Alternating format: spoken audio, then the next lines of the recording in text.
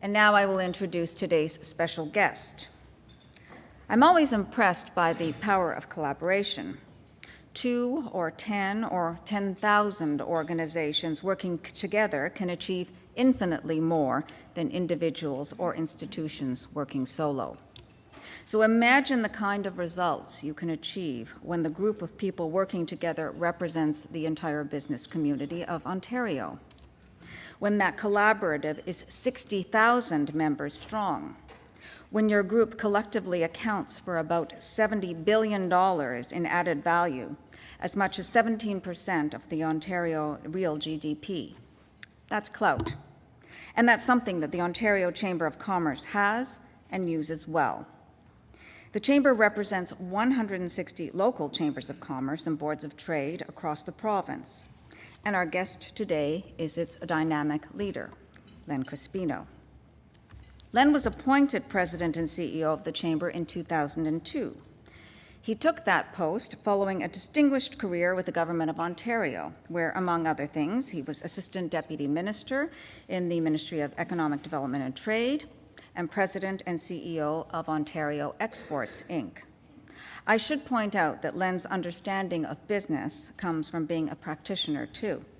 He owns and operates a winery in the Niagara region, appropriately named the Foreign Affair Winery, and is a proud purveyor of made-in-Ontario wines. In business, Len has shown great entrepreneurial flair in turning an old laboratory into a Tuscany-themed winery and tasting room.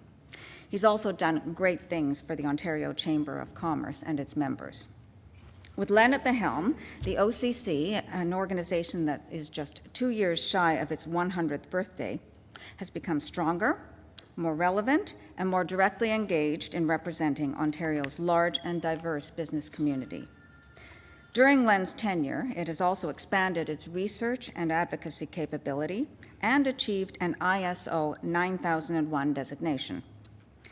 It has been a key founder and organizer of the Ontario Economic Summit, an annual event that brings together leaders from business, labor, government, and academia, and the not-for-profit sector, to share ideas and put them to work for a better Ontario. Times may be tough now, but Len and the OCC bring energy and enthusiasm and optimism to their vision of Ontario's future. Despite the economic challenges we all face, he's convinced that good things still grow in Ontario. He's here today to tell us about what lies ahead for the province. Please join me in extending a warm Canadian Club welcome to Len Crispino.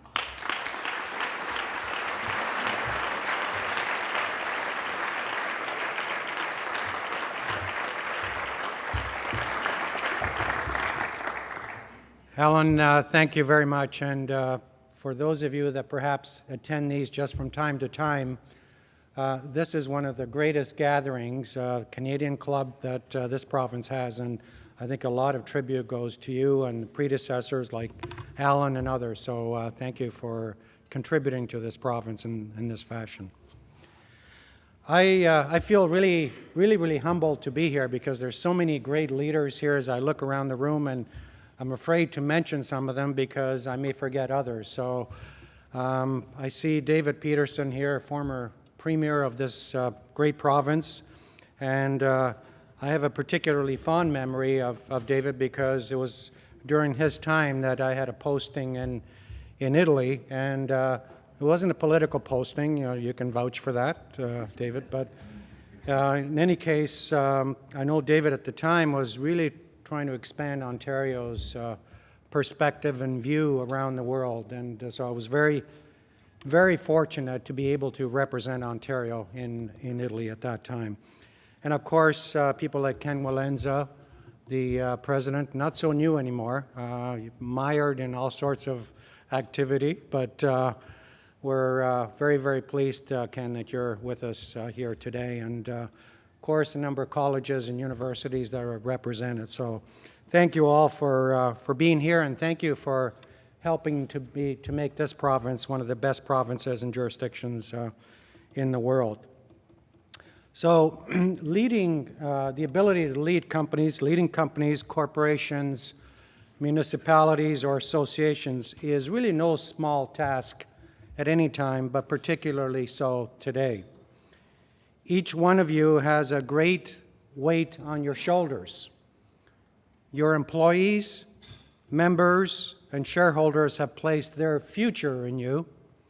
Your directors have placed their faith in you. Your communities have placed their hopes in you, and your families have placed their dreams in you. That's an awesome responsibility. And today, I'm afraid I'm going to ask permission to add to that burden. Today, I contend Ontario's potential also rests on your shoulders.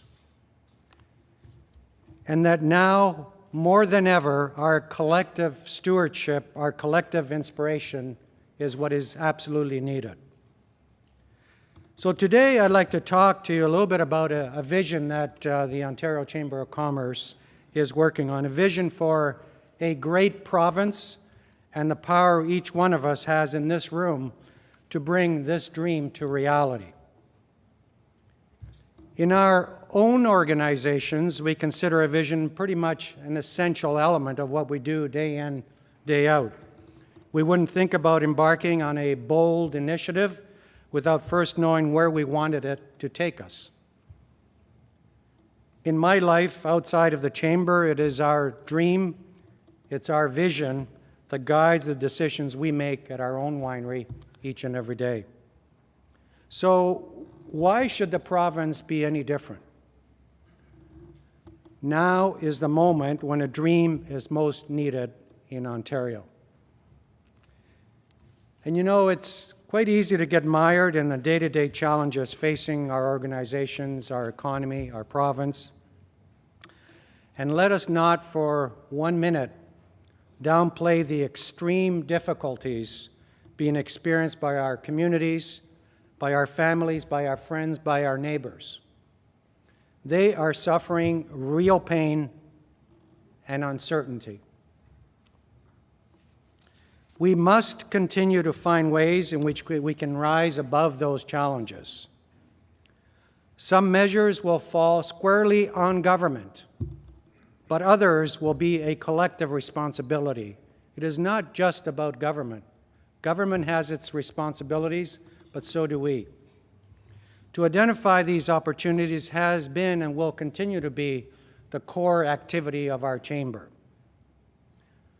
Why, just 2 weeks ago in the provincial budget, you saw the results of a sustained effort by the Ontario Chamber of Commerce, namely the introduction of the single sales tax for this province, which puts in place the third pillar of a tax reform package which the Ontario Chamber of Commerce has been advocating since 2004. A single tax in combination with the other two pillars, namely corporate tax consolidation, as well as the elimination of the capital taxes, as well as the move to a 10% corporate tax rate, will shore up our competitiveness. In an environment of inefficient tax system, these measures will be pivotal. But while this work continues to be at the heart of what we do at the Chamber, at the heart of what we do, you and I, in our own collective efforts, we also believe that we have a responsibility to look further down the horizon and to focus on that image, faint but definitely visible in the distance, of the Ontario that we want to be, the Ontario that we can be. And there can be no more critical time than today to build a conversation around this. And I'd like to recall the words of a former Premier of Ontario, and I quote, "Today's problems are different than those of a dozen years ago, and tomorrow's will be quite different from those of today." He goes on to say, "I am confident, however, that we here in Ontario, in common with all Canadians, will respond to the challenges ahead with the same ingenuity, enterprise, and courage which our people have shown throughout history." End of quote. Now, those words might have been said just yesterday by Premier McGuinty or any of the other political leaders, but in fact, they were spoken in 1961 by then Premier Leslie Frost. I would assert that these are just as valid today as they were then. Ontario is a place of ingenuity, of enterprise, and of courage. We consider ourselves an integral part of a country that we love. And we know that our future determines in large part the future of all Canadians. We will overcome the challenges currently facing our province. Not just by focusing on what's ailing us today, but by focusing on tomorrow's potential today. Now, some of you may probably be sitting there and thinking, what's this guy been drinking, and is he running for politics? Or let me just put your minds at rest. First of all, my last drink was about 18 hours ago, and it was Ontario wine. And no, I'm not running for politics. Instead, I truly believe that our chamber network is best positioned to take a lead on this effort. No one but the chamber bridges political divides, philosophical divides, and geographic divides. So what I'm about to share with you today is a dream or a vision for Ontario. When we started thinking about this last year, we were looking for a bold statement, but one that was still within the realm of the possible. A goal we could all believe in that would motivate people throughout the province to join in our campaign. We identified the needs that people are looking to Ontario to fulfill, and the core value we must provide in order to consistently deliver on those hopes and those aspirations. So these are our values, and this is our dream. Imagine when people are looking for a place where they're free to create, free to share opinions, free to choose how they live and with whom, free to choose their destiny, where efforts are made every day to achieve access and equality, to obliterate barriers, whether based on ability, race, religion, or gender. And when they think of this, they think Ontario. Like Ramin Jahanbegloo, an Iranian Canadian who was arrested in 2006 in his native Iran and held for 4 months in Tehran's notorious Evin prison, accused but never charged of spying. Later, it was learned that his attendance at international conferences was viewed as working against the security of the Iranian state. Jahanbegloo endured 125 days of solitary confinement.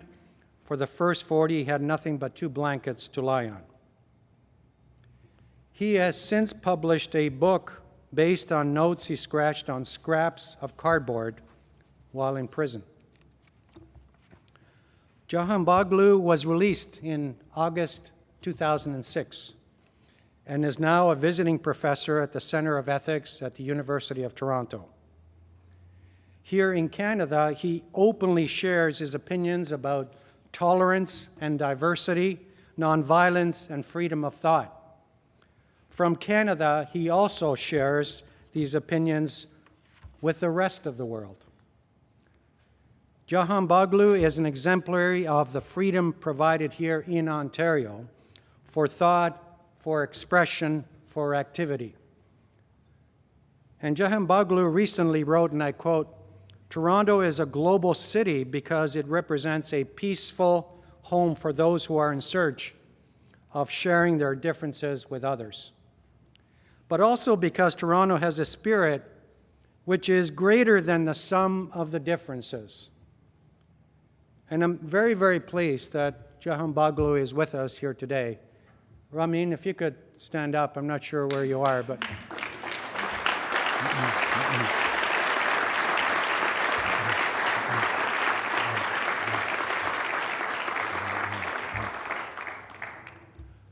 Imagine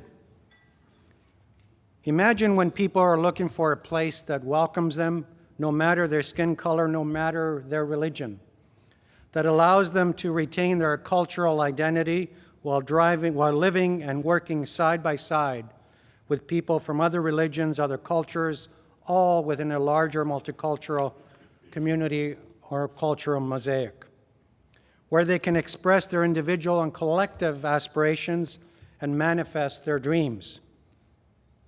And when they think of this, they think Ontario. My own story goes back to the mid-50s when my family immigrated to Canada. We arrived at Pier 21, 1957, made our way by train from Halifax to cross the road from here at Union Station. So Union Station, for me, represents a tremendous symbol, and I'm sure it does for a lot of other people that perhaps are here today who have immigrated to this great country, this great province, and this great city. So for us, it was an arrival at a place where there was hope. There was hope, there was energy, there was the ability to start a business, there was the ability to move ahead, an ability to see your dreams come to life. And for my parents, there was nothing better than to see their children succeed here in Canada. And so I am forever grateful to this great province for the opportunity that's provided to me and to my family. And at that time, some of you may know, immigrants would come here with the idea of making some money and then going back to their home country. Very rarely did they go back. They stayed. They stayed for a variety of reasons, mainly because this was a place of opportunity. Imagine when people are looking for a place where hope is more than just a concept. It's a tangible experience embodied in the story of Terry Fox, an iconic Canadian whose final steps in an incredible journey were taken near Thunder Bay in Ontario. A story of overcoming inconceivable odds, of digging deep into the depth of the human spirit. A young man whose every step reverberated in the hearts of those who bore witness to his perseverance and sheer resolve. But even more profound, a hope that continues to inspire generations who weren't even witness to his journey. Generations in other places quite apart from Canada. It was in Ontario that Terry's marathon of hope was really embraced. It soared in Ontario, and to this day, Ontarians have generously provided generous contributions to the foundation. And I'm also very pleased to have Bruna from the Terry Fox Foundation to be here with us. Bruna, I'm not sure where you are. Thank you.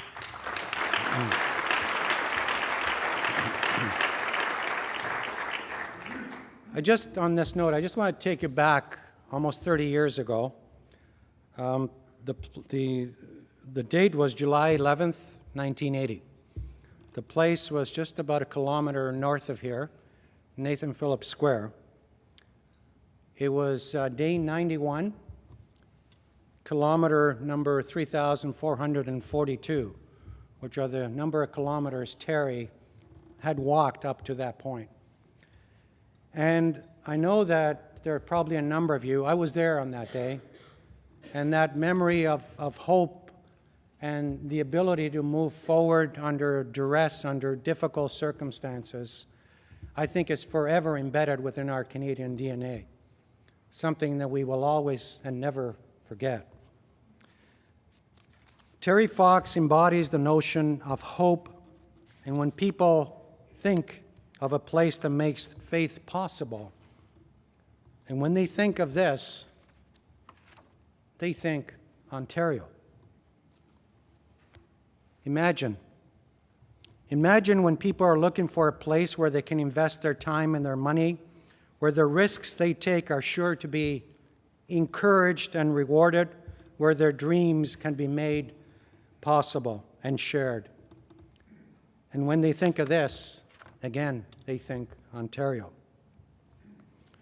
It was Ontario where Thomas Bata came to build his shoe empire in the late 1930s, expanding the family business here from the Czech Republic. When in 1945 the Czech factories were nationalized by the communist government, the company headquarters also moved to Ontario. At its height, the Bata retail chain had 250 outlets and a production facility in this very province.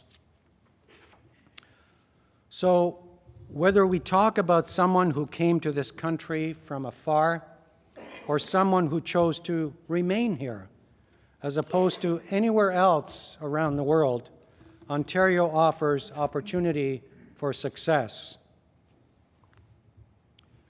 Imagine when people are looking for a place where success is celebrated, not in an obnoxious way, but in a way that delights in the achievements of individuals and how their successes enable them to give back to their communities in which they live, work, and dream.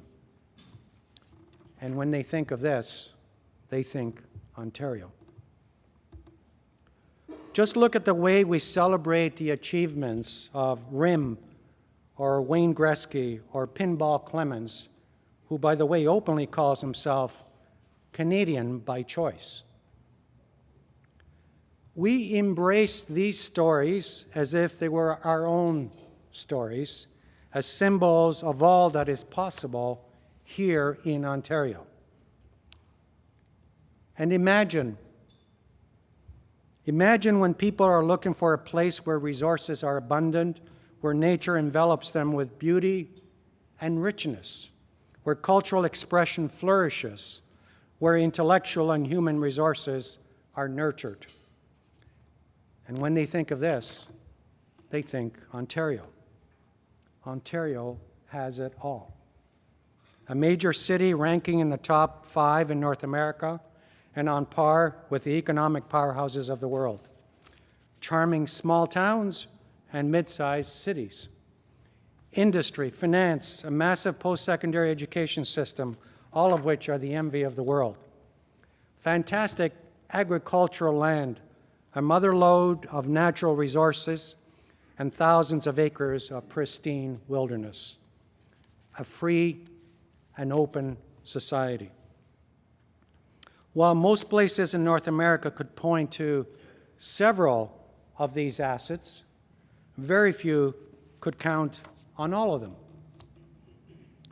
In the view of our chamber, these qualities provide the possibility for a dynamic dream for this province.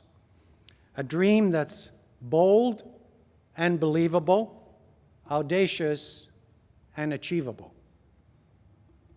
This is our dream. Ontario is a magnet for the world.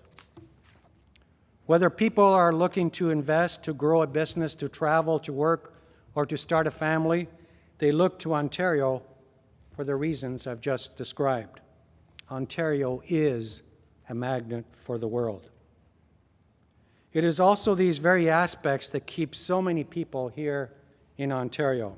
Second and third generations Ontarians who could choose to live anywhere else in the world, but instead have chosen to live here and stay here. Ontario is a magnet for the world. And Aboriginal Ontarians who day in, day out, toil to build a better place for their children and grandchildren. Ontario is a magnet for the world. Now, that doesn't mean that we're perfect or that we in society live up to this reputation without fail. We have many, many blemishes. Multiculturalism, access and equality, hope, and above all, opportunity. This is the soul the soul of Ontario. But we still must work together to get it exactly right. This is meant to be a message of hopefully inspiration as well as aspiration. But while our core work at the Ontario Chamber of Commerce will be to provide insight and solutions into what can be a better and more prosperous province, in the meantime, we are willing to dream big, to set our sights on the Ontario we can be. We believe that each one of us here in this room, each individual, each organization, each community, can and must live up to that promise of a magnet for the world.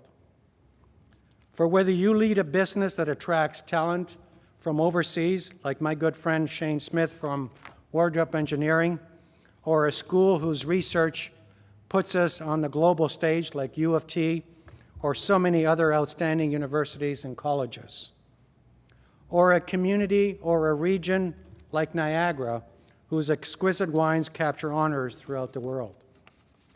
We have an opportunity to become a magnet for the world, and a responsibility to ensure that we all meet that promise. So today, I want to invite you to join us in our campaign to build consensus around this dream for Ontario. I want you to share your stories and the things you are doing to be a magnet for the world, whether on an individual level, on an organizational level, or at a broad community level. I would like you to spread the word to others so that they too will begin to focus on the potential of tomorrow while overcoming the challenges of today. It's time to dream big, Ontario, and it's time for Ontario's big dream. For only when we regain optimism in the future, when we shed the suffocating feeling of doom and gloom, will we, in fact, achieve a future in which we are all stronger, in which we can truly be a magnet for the world. Thank you very much.